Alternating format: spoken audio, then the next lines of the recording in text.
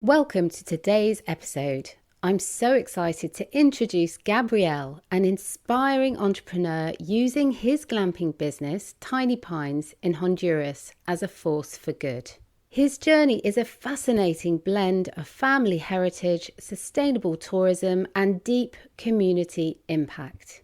Gabriel has turned a mountainside in Honduras, an area once overlooked for tourism, into a thriving regenerative retreat that supports local families and uplifts an entire community. Honduras, with its breathtaking landscapes and the world's second largest coral reef in the Bay Islands, has long been a diver's paradise. But Gabriel is shifting the narrative, showing that the mountains have just as much to offer. Today, he'll be sharing how his family land became Tiny Pines and how he built trust with the local community, and now his innovative local Uber Eats model has transformed small kiosks into sustainable businesses. This episode is packed with stories of resilience, creativity, and the profound impact of thoughtful tourism. So sit back and get ready to be inspired by Gabriel's vision for a more connected and sustainable world. Welcome to the Glamping Americas podcast, the place for inspiration about the business of upscale camping, glamping, and luxury outdoor guest accommodations. I'm Sarah Riley from the Glamping Academy, and I'm working with my friends at the Glamping Show Americas to share everything you need to know about new trends, events, business models, and investment potential in the rapidly growing world of luxury camping that delivers an experience. Interest in this industry is exploding, so if you want to be the first to find out what's hot and what's not, subscribe here and check out the show notes for more exciting news and links. And be sure to add the next Glamping Show Americas to your calendar for the 30th of September to the 1st of October 2025 near Denver, Colorado. I can't wait. Have you heard of the State of the Glamping Industry report? This is a comprehensive study conducted by Cairns Research. As a premier authority on glamping trends, this report offers unparalleled insights into the sector and its rapid growth. It also talks about consumer behaviours and emerging opportunities. From occupancy rates and revenue trends to guest preferences and sustainability practices, this report is essential for anyone who's thinking of getting involved in the industry and starting a business plan to gain investors and launching a new life in hospitality. And you can now get your hands on a copy. The link is in the show notes to this podcast episode, or you can type into your browser glampingshow.us/industry-report. Let's go over to the interview now. Gabriel, it's so wonderful that you've joined me. Thank you so much. It's really nice to have you here. And I particularly love the fact that you're talking about your business in Honduras, and I've never been, but I've always wanted to go. Start by telling me a little bit about why someone might want to visit your area, where Tiny Pines is. Honduras has always historically been a tourism destination for a lot of scuba divers in the coast, right? We have an area called the Bay Islands, and within there's an island called Roatan that is famous for having one of the biggest or the second biggest coral reef barrier after Australia. So historically, Honduras has been in the map as this picturesque beach, view and destination.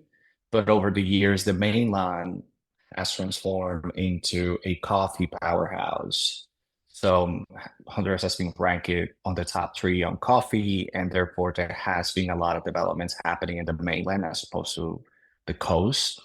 And Tiny Pines is one of those businesses that came as a consequence of a lot of internal tourism that is happening and a lot of investments like new roads and new airports that have been created and built in the past 5 years.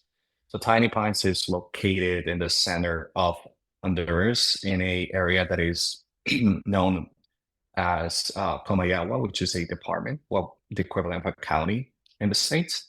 We are about 50 minutes away from the capital city, Tegucigalpa. And we are 25 minutes away from the newest international airport in Honduras that was inaugurated about 2 years ago. The airport used to be in the main city, but it was quite famous for being dangerous because the runway was really short. A lot of pilots actually trained there to land and get certifications. And then the government decided to shut down that airport, convert that into a domestic airport, and build a brand new airport near a USA military base in Comayagua. So there is a military base close to us. It's a 20-minute drive. We nestle in the hills of a mountain range, and there's typically the coffee triangle, as they call it. We get about 50% of our clientele are foreigners, especially from Canada and the States, who either work at the base or come to volunteer to Honduras, a lot of missions from churches. And they also have and take the advantage of coming to help the community, take a couple days off. We host them and they stay with us. And there's a lot of activities to be done. We have hiking, we have rappel, there's a lot of kayaking. There's a couple of national parks around us, less than an hour away. We are about 2 hours away driving from the biggest lake in Honduras. It's called Jocoa. And it's a lake where you can go and do kayaking and you can do also fishing. A lot of the surrounding areas of Tiny Pines as well are small villages that are highly dependable on the production of coffee. And there's also a lot of their artisanal goods that are produced. A lot of the different coffee types, honey. So it's a less of a beach experience and more of a authentic local experience. And all these villages who are now trying to figure it out how to offer different experiences and a more authentic and local experiences to foreigners and locals as well. And the other is really accessible. The international airport has direct flights from Dallas, Houston, Fort Lauderdale, Miami, and all of them are less than 3 hours. In fact, from Miami, it takes about an hour and 57 minutes. It's one of the flights that I take more often. So if you're in the East Coast, it's really easy to get. You may have to connect once if you're coming, let's say, from Chicago or California.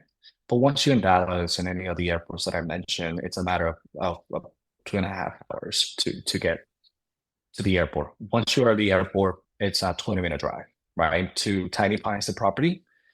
We are between the capital city, which is a 1.2 million people city. So well developed, lots of things to do, city things to do there. And we also about half hour away from the city of Comayagua, which is in a smaller city. And it was the first capital of Honduras. So it's really colonial, cobblestones, a lot of Spanish heritage and a lot of museums. And the city is laid out in a very European fashion way. It's very European. You got the plaza, the church, and everything has been built around it. Lots of activities there in the city as well, especially during certainly times like Christmas or Lent and Holy Week.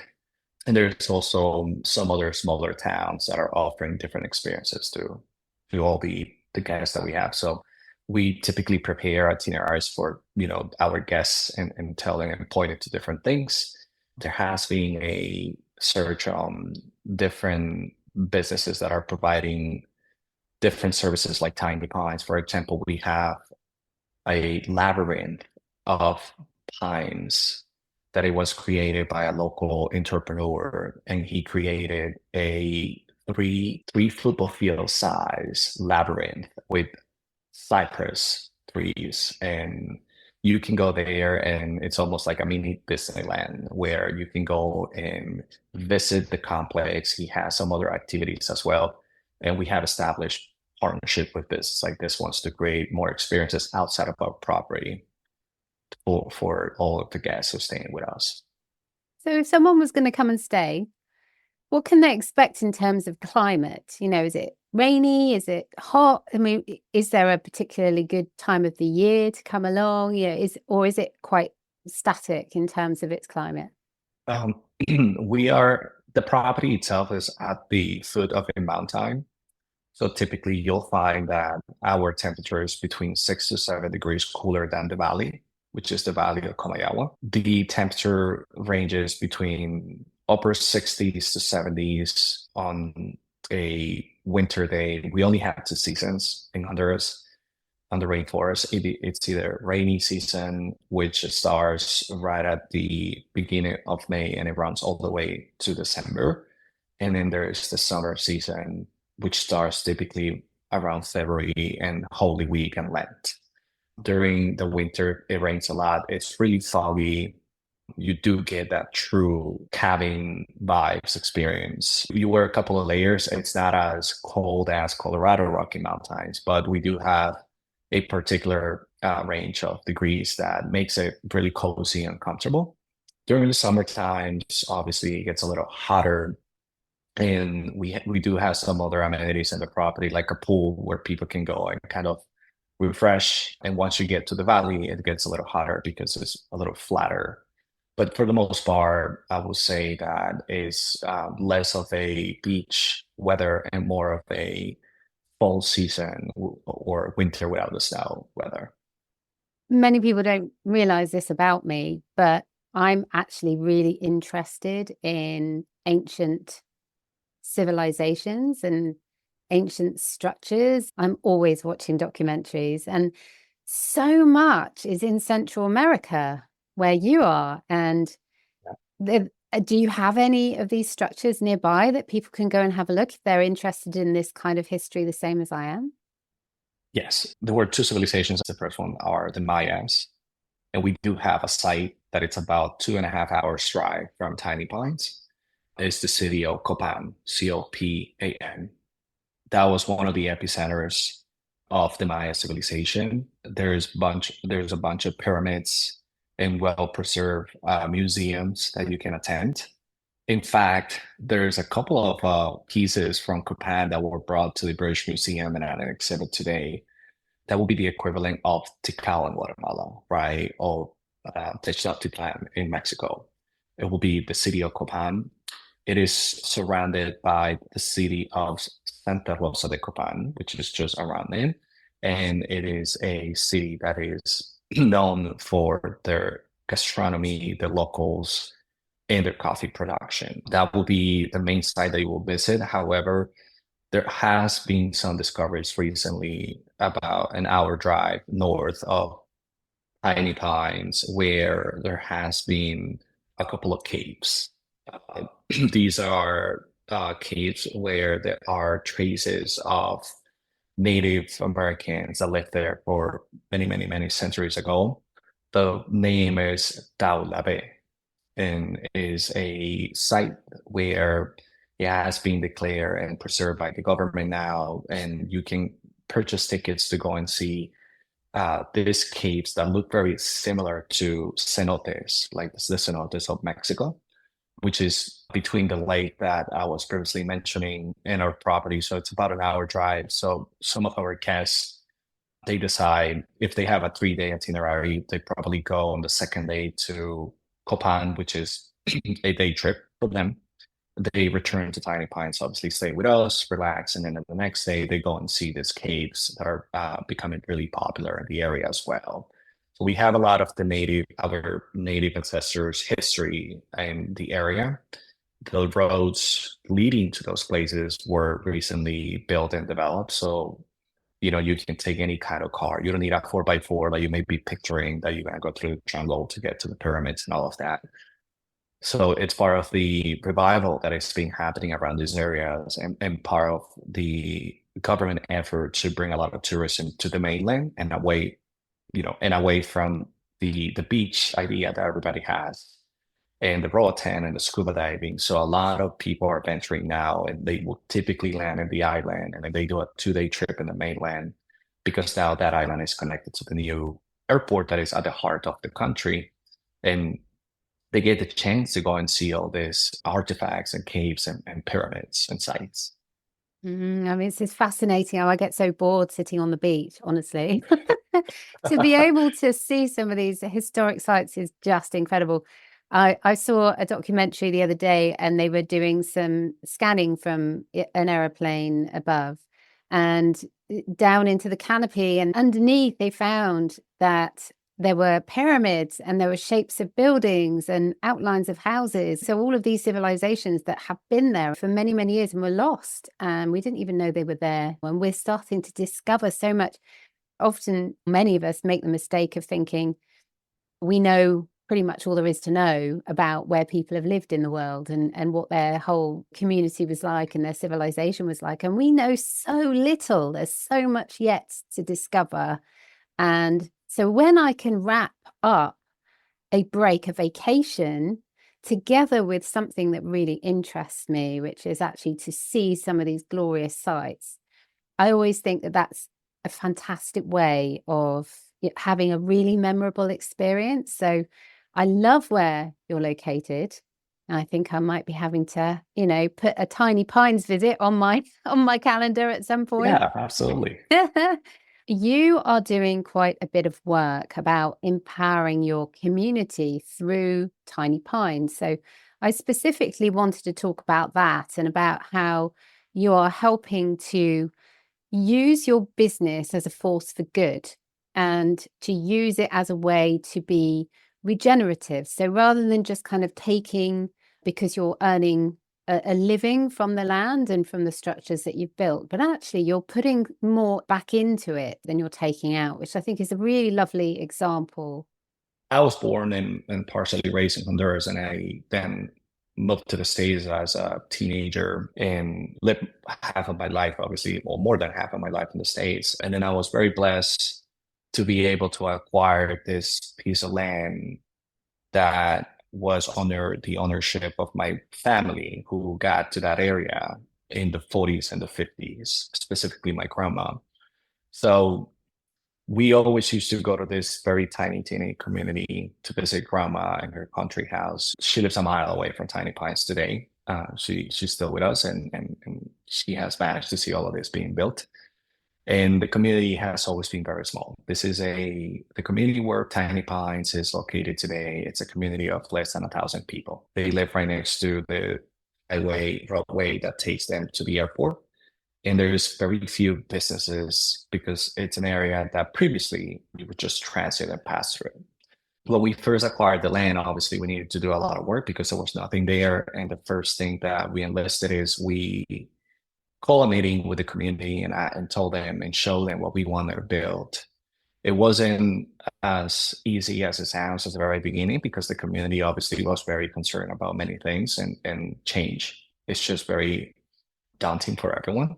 After talking, getting the permits for construction, we took the time to go into this regular meetings that they have as a community, and we showed them the project, the renders, and everything that will be generated there. And we asked them if anybody was interested in joining us. Typically, the younger generation was really excited about the prospect of this land being built, and the older generation was a little more skeptical. So it took a little bit more work to gain their trust.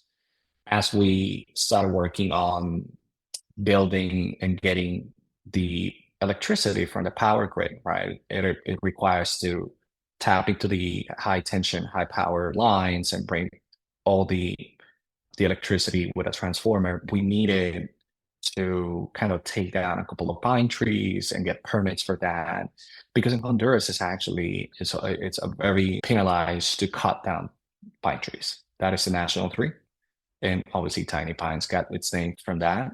And our property is a 16 acres property that is in a reserve area, and we have done everything we can to build around and not cut down any trees. So, but when we did that, the first step that we took is we were able to extract the wood, and we used part of the wood, and we donated it to some families in the surrounding areas who roof structure wasn't optimal. So we were able to make those donations through the municipality.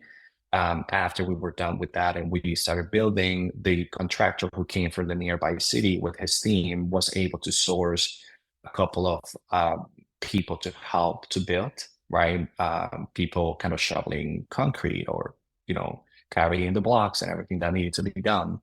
So we have been, since the very beginning, we had this commitment to the community because as kids, we remember going there and having really great memories, but also remembering that we are in Honduras and there's a lot of people in need and there's not a lot of sources of work and especially in hospitality in that area because it wasn't known for being a tourism destination, especially in the mountains. So we got a couple of feedbacks from many people in terms of like, what will you be building there? This is the middle of this mountain. No one is going to come over here. But, we stayed focused and we just moved forward and pushed forward with that. As we finished and we did the inauguration, what we did in the inauguration, we opened the property to the entire community and we did more or less like a celebration and a welcoming to all of them. So we opened the gate of the property. We sent pamphlets to their houses. We told them we were open for business. And my grandma is really religious, and she wanted to officiate like some sort of like ceremony and bless the space.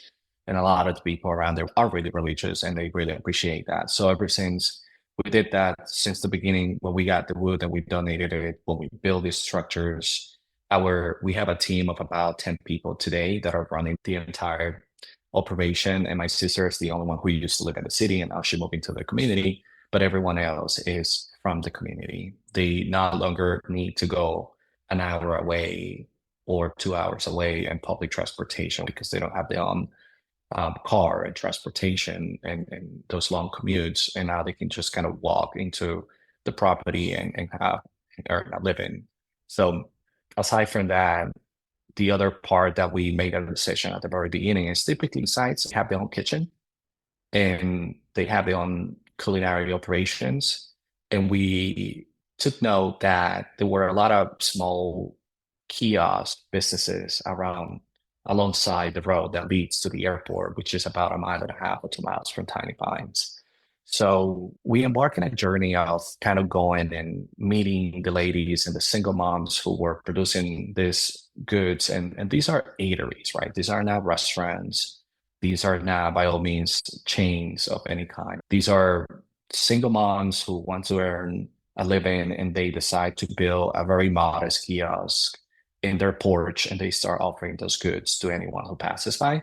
So we established partnerships with some of these moms and mothers, single mothers, and we decided not to open a kitchen in our place because we were able to source them. So all the offerings that we have, with a few exceptions of like a couple of snacks that we can make in our headquarters, are sourced from all these mothers, and they have been able to earn a living, and they have been able to turn those mini kiosks into what we call in Latin America comedores, which is like an eatery, a little more not sophisticated, but a little more substantial space where now they open to the public, but they also have that constant source of revenue every day when we have reservations and we're sourcing the breakfast from them.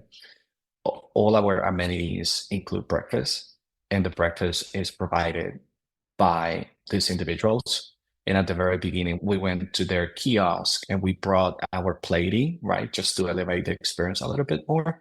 And we were able to teach them how to plate the plate to make it look a little more elevated for whoever was staying with us. The food is delicious, obviously. It's a very local, traditional kitchen style.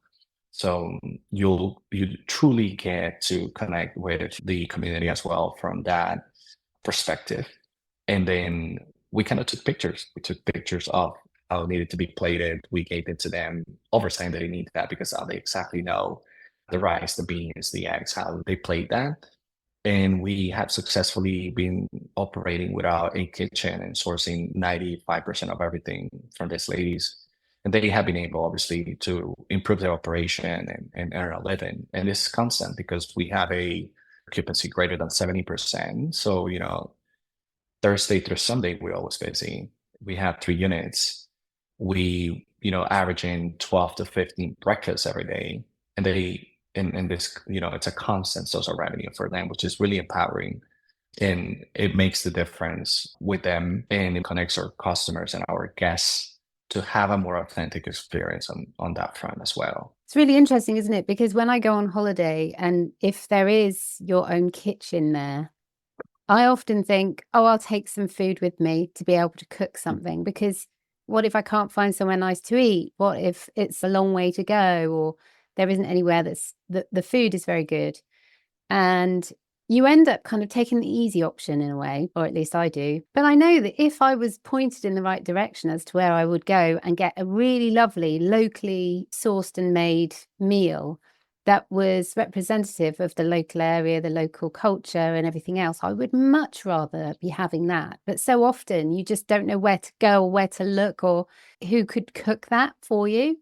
And so that's fantastic. And if someone is staying at Tiny Pines and they decided that they were going to have a certain breakfast, so does that local community maker, do they bring it to your location? How does that work? That's a good question. It took a minute to operationalize this.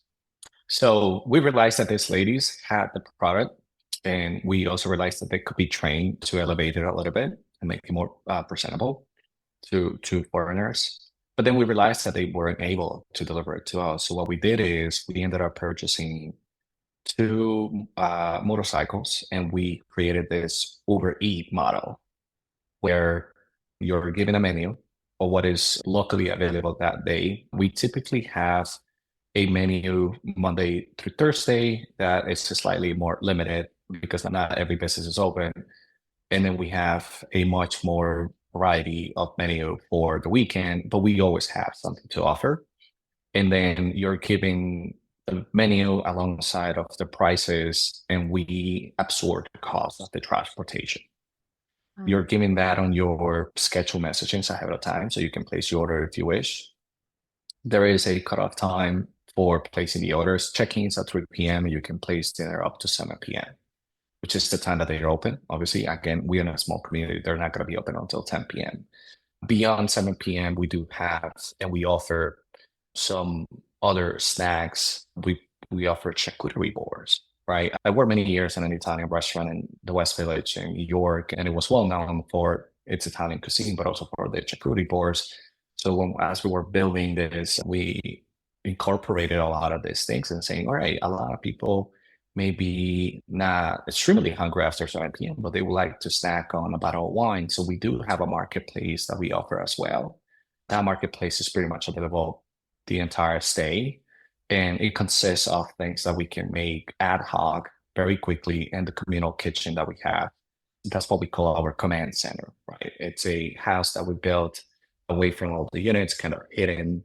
That's where some of the staff live. We also have, obviously, our security staff who lives in that unit. But then we have a kitchen that we use to deliver charcuterie boards, cheese boards. We have some traditional stuff, like if you're in the mood for waffles, we have them. We're just, going to go and make them, or maybe some pancakes if you feel that you don't want the local gastronomy. And then that's how we split the time. And that's why I said that 95% is kind of local and the other 5% is something that we can provide afterwards, plus the mini markets and the mini bars that exist in each of the units. So we have the equivalent of a honest bar in the States. Then we have the charcuterie boards, elevated snacks that we offer from our headquarters, and then we complement those with the local dishes. So we call it Uber Eats. We say, hey, we have an Uber Eats service. We make it easier for people coming from the States understanding, oh, you guys have Uber Eats, yes. And we give a menu and we put a little logo saying, hey, we work at like Uber Eats. Just place the order with us. We're gonna go and get it, and we're gonna bring it to your unit. So that's a great way of getting the guests happy because they're not having to do anything. They're sourcing great food. And also your local community's happy because they're making more sales and making more money.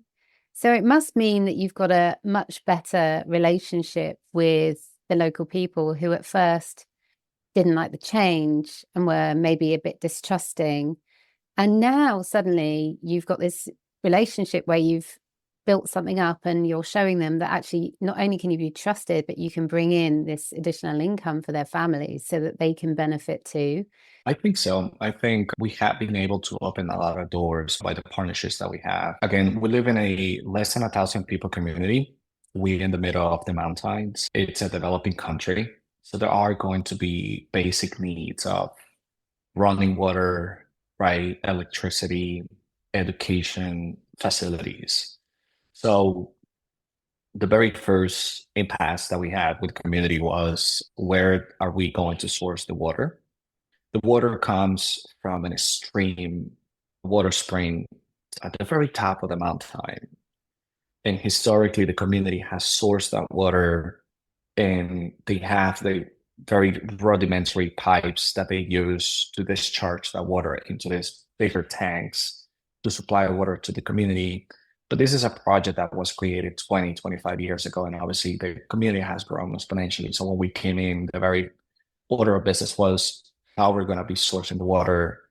Can I go and talk to the assembly of the water? They do have a local group that manages the rights of the water, and they kind of collect the money and all of that. So when we wanted to go there, they did not have any structure for businesses. Everything was residential and everything. They don't have a meter. It's a flat rate kind of thing. If the pipe breaks, the community comes together and goes all the way up there to fix it. And we did not understand a lot of those semantics. So it was a bit challenging at the beginning to convince them to give us the water. And obviously, I contacted and contracted out an American company that flew somebody from Canada with these sensors that they look like scanners to detect wells in my property, which we did end up finding two of them. But then it was, we could have made the decision just to have our own well and not care about the project. But then during the summer, for example, if there was a wildfire in the mountain, it will melt the pipes, and all of a sudden the community would be without water. So we went back to them and we said, hey, can we do a temporary contract with you? We want to buy water from you. We want to understand how the water is structured. We want to know where the water is coming from. And we should probably join forces because we are getting to the size that we need the government to step in and help to bring that water and also treat the water, right? We have our own filters, and yes, the water spring when it rains is very pure and it's not harmful to anyone, but you never know what may happen. So we do have our own treatment filters in the property, but a lot of these people don't have that. Obviously, they don't have access to that. So we started there. Again, it took a couple of meetings. I had a drone that I take up to take the videos for my property, and all of a sudden I wanted to understand the path of the pipes and where were they coming from and what that looked like. So I started kind of following with the drone the path to the very source of the water.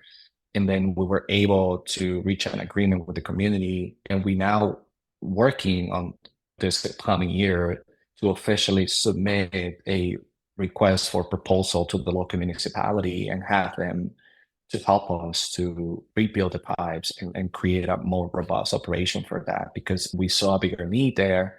And now the community has joined forces with us, and we are working also with some nonprofits. The American government also has some progress on nonprofits down there.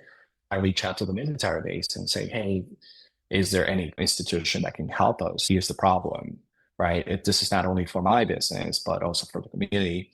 So that's one. The other one that we're working on is we want to build a facility for a kindergarten. There's about 50 kids in two different levels of kindergarten who are receiving classes in the house of a teacher, local teacher.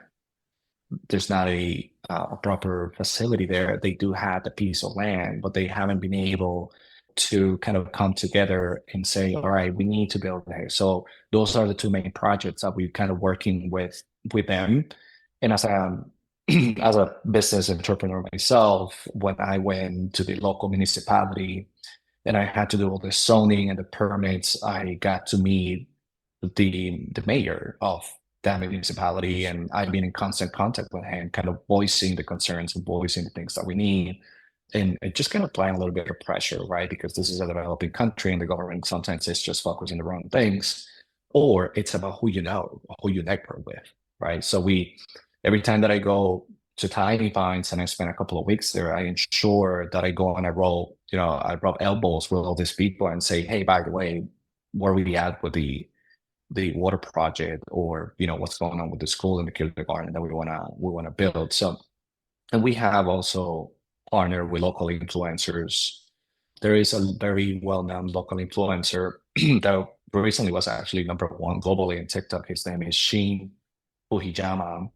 He runs marathons. His last marathon was from the border of Guatemala and Mexico all the way to Honduras, raising money and awareness to build public schools in Honduras due to the lack of the intervention of the government sometimes, right? And he was able to raise like $2 million to build like 55 schools in Honduras.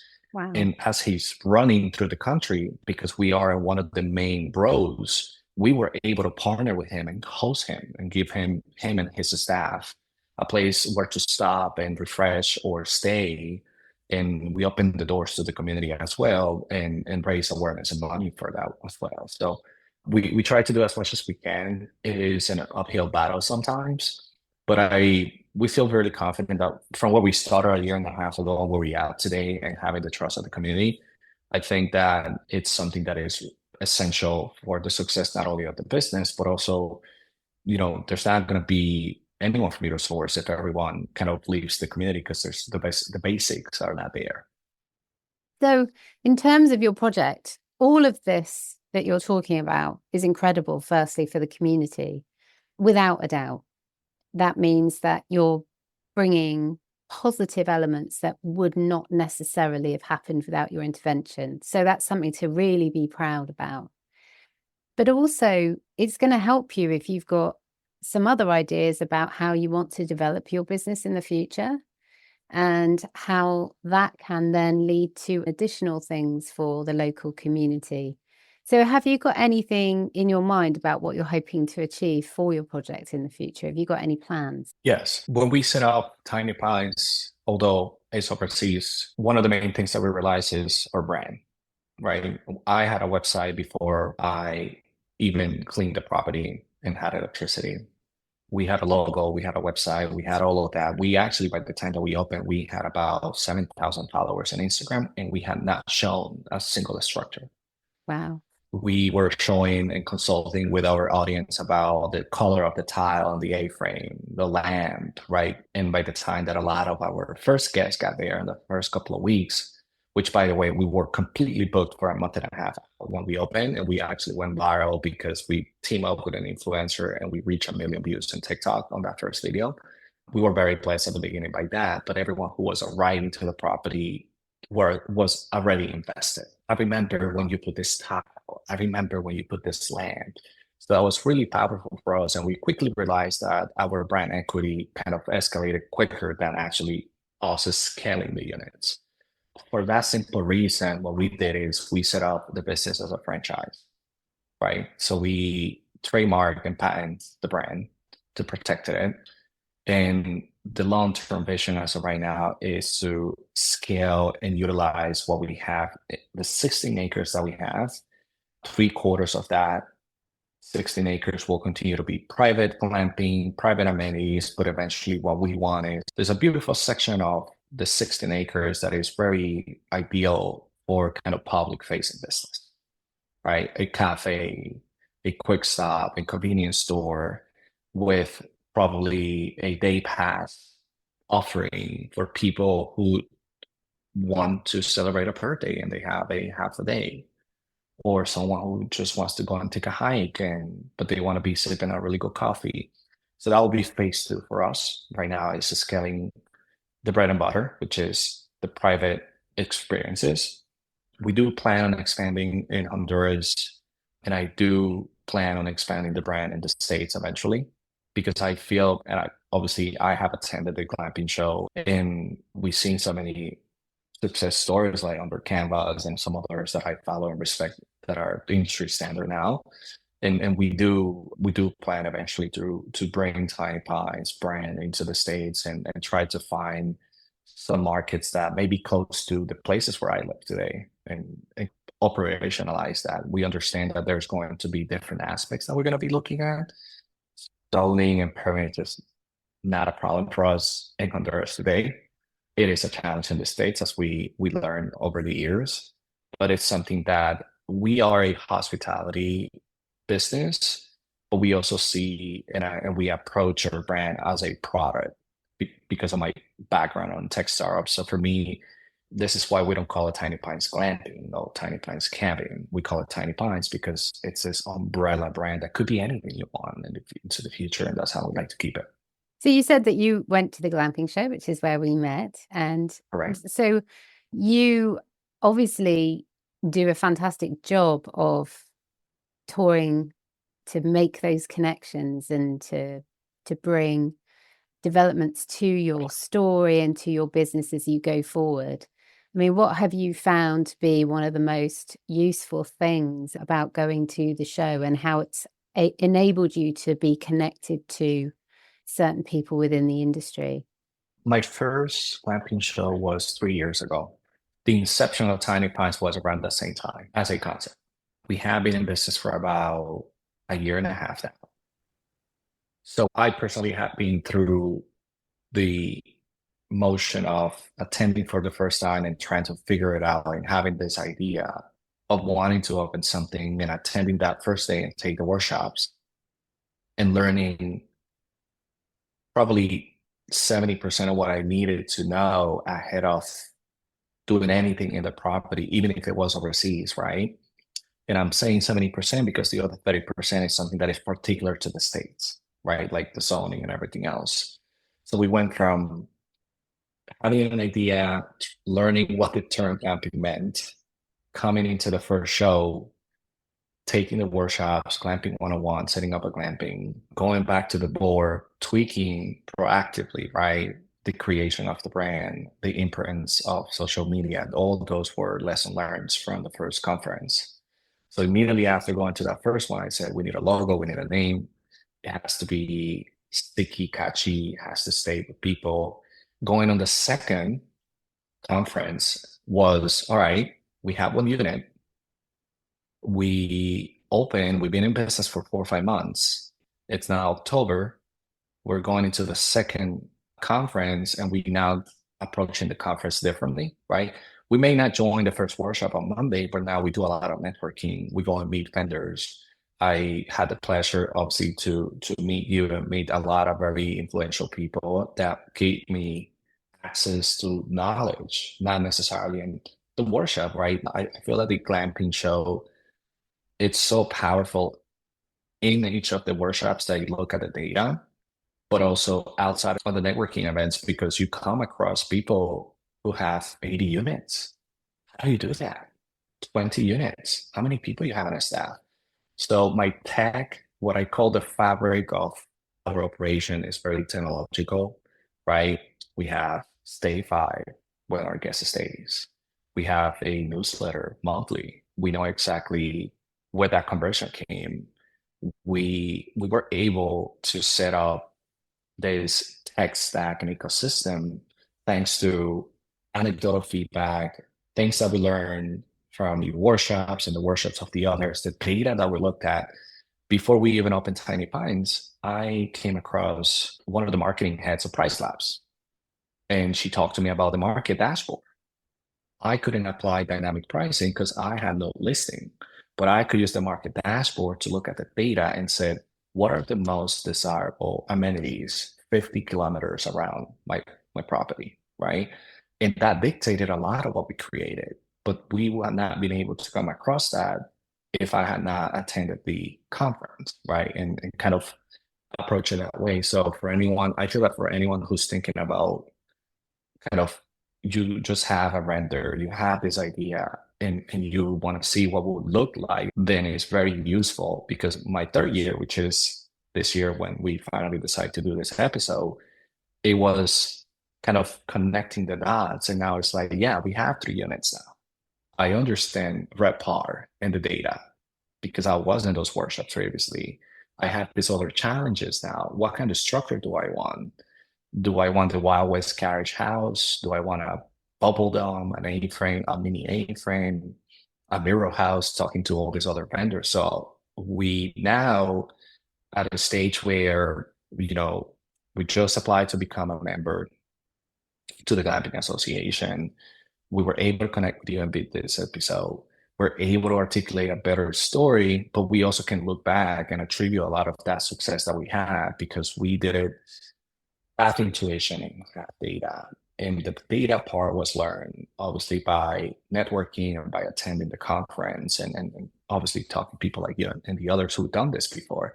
So I find that extremely valuable, and I think it's such a competitive advantage for us where Mm. we are today. Yeah, It's a fantastic story. And I think all the way along, you were just talking there saying, oh, we didn't know what we were doing at the beginning. And then suddenly we're now even, going through all the data and we know our RevPAR. And I mean, wow, what a growth journey you've been on. It's amazing. And now you have this site that you're planning to expand and you're helping the local community. It's just incredible to see that story over such a short amount of years. And you don't even do this as your main job. You're managing this yeah, as a kind of a yeah. director, aren't you? So Correct. what made you decide that you weren't going to move into the country yourself? Was that purely for your own lifestyle preferences, or have you always had this idea that you were going to have a director's role from the top? I think the main reason why Tiny Pines is set up the way it is today, at least in my case, is I'm a person of different projects, and not necessarily because I want all these investments. I think it's about my necessity to fulfill my hospitality journey. That's where I landed first. That's what paid for college. That's where I made most of my friends, and that's where I learned a lot of what's being applied to Tiny Pines today and my other businesses. I was raised in New York, and I have a business partner in New York, and we co-own a bar in Brooklyn, right? And we apply a lot of the rules there, and we did that first. I then was lucky enough to join a tech startup about 9 years ago, and I was employee number 10, and we grew to 400 in 6 years. And obviously, when you went to environments like tech startups, you're doing a lot of things that you're not qualified for, but you got to make it, or fake it until you make it, as they say. So I was able to acquire a lot of technical knowledge and also a lot of strategic thinking through the ranks, because I went from entry level all the way to director of my own department, and then I exit that first company, and then I enter another one where I enter it at a different level, and now I have a stake in that company as well, which is in tech. And I was able also to see the potential of networking with VC, looking at all these things. But I always had in the back of my head, I need something that I can kind of dedicate as a side project. And then Tiny Pines came along, and everything I learned in my journey, from the hospitality to the tech and everything else that we're working on today, plus obviously the supplemental knowledge of the conferences, has helped us to set it up the way it is today. My business partner, who's my sister, she runs the day-to-day. She's boots on the ground with staff. I have a reservations person that helps with the day-to-day making, booking, and all of that. Is ensure that we utilize technology as much as we can without degrading the personalization of the service. We're very careful about adding AI what we can, or a bot or something, because we still want the customer to feel that they're talking to a real human, especially in a market with WhatsApp represents 80% of your communication, right? WhatsApp is not as popular in the States when it comes down to acquiring and renting and buying services, but it's our bread and butter in Honduras and Latin America, even in Europe. So when we first started, we relied a lot on Airbnb, and then we transitioned over WhatsApp because we realized that people were really interested in engaging with us directly. And we did that. So now we have a 50-50, 50% direct booking, 50% WhatsApp. And I'm able to manage that remotely thanks to the technology that we implemented and the way how we have it set up. So it's more my lifestyle, and the fact that I spend my time between New York, Tulsa, Oklahoma, and Honduras, and the fact that I worked remote for the past 10 years. So that's obviously, it's such a blessing. It has enabled me to create all these different businesses and kind of float around and ensure that they continue to expand and scale. So I think that it is doable. A lot of people think that if you have a hotel, you have to be there greeting your customers, but there's so many tools, and obviously you have to delegate to elevate. That is one of my mottos at the companies that I either work or my small businesses, is you had to be able to articulate not only the vision, but also train. We very big on training in all our businesses. We have the check-in at Tiny Pines. It's not self check-in. We think of ourselves as concierge, and that's how we differentiate ourselves. But we still have all the good toys that we learned over the years, and all the different technologies that we learn. I think it's a really good lesson there for everyone that, definitely use technology, but don't let that remove your personal touches and your direct communications with customers who love that. And that really makes their stay memorable, and it makes them want to come back time and time again. And that's what you need, isn't it? Because repeat bookings are the cheapest bookings you can get. And there's the ones that you want to see multiply. And they're also the ones that will give you great reviews and will also tell you if you're doing a good job. Because if you've got a lot of repeat bookings, that's fantastic. So I'm so pleased that you have joined me today and given me some of your time to share with the audience about what you've done and your thinking behind it all, Gabriel. And I would very much like you to share now how people could find more about you and your website and where they can go for that. Yeah, absolutely. So we are on every social media. Our website is thetinypines.com. You can find us there. The website is ready to be translated into English or Spanish. On Instagram, you can find us as well by the same name, The Tiny Pines, THE, The Tiny Pines. Same on TikTok. We are also on X, Twitter. And you can send us a message from any of those platforms. We also on Airbnb. The Airbnb algorithm has been very generous with us, so it's just a matter of you wanting to zoom in into the right filters, like going to Honduras for a weekend to people, and you should see our listings there. Currently, we're offering 2 geodomes and 1 A-frame. Each of these units are themed, so they look very different from each other. So we encourage for you guys to check us out. And we seeking to expand on this next year, adding more units and some other unique structures that we have learned about over the years, obviously by attending the conference, speaking with people like you, Sarah, and everyone else. Oh, it's wonderful. So thank you so much for sharing your expertise today. I know that people will have benefited greatly from it, and also will probably be feeling very uplifted about the fact that they can put a lot back into the local community from a business perspective. And yeah, it's a happy ever after story at the end of the day, isn't it? Because you're happy, the community's happy, and you just can't do better than that. So thank you so much for joining me today. I'll include all of your links in the show notes so that people don't have to go far to find those. And yeah, wish you luck, and don't hesitate to let us know when you've got new things on the horizon and new things to talk about. Amazing. Thank you so much for the opportunity, and I invite everyone to check us out. And if you have any questions, my email is gabriel@thetinypines.com. You can shoot me an email directly and I'll be happy to speak. Wonderful. Thank you so much. Awesome. Bye-bye.